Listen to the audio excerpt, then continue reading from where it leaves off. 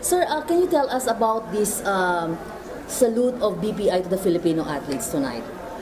Well, you know, London, it's the Olympics. It only comes once in a while. And we felt that it would be a good time to really show our support for the Filipino athletes. Small contingent, maybe only about 11 people. But at least from our point of view, quality, and we want to help. So let's be specific, because when you say support, normally other organizations say, support, we will be there for you, to cheer for you. But did you really support them financially, which is the real need of our athletes way back home? Yes, I think we donated a certain sum, but it was specifically to help them with their needs. And it's also quite timely because we have a bank here, BPI Europe, and it's nice, it feels good.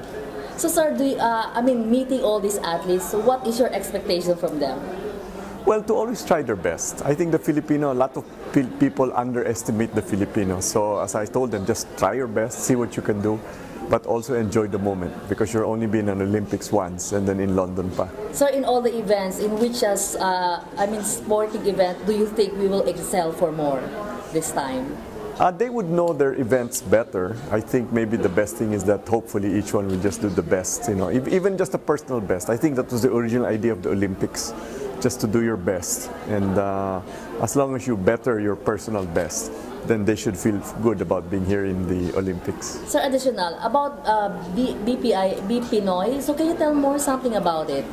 Well, what we've tried to do is we've tried to honor the overseas Filipinos who've distinguished themselves in a very major way. And we look at culture, kaya nga we gave examples of Lea Salonga, Josie Natori, people like that, no? And we also have sports, of course, Manny Pacquiao, cuisine, Chris Comerford's a White House, and then of course we've got Silicon Valley entrepreneurs, heart doctors, so it's been a good mix. So sir, who is your partner in doing this recognition award?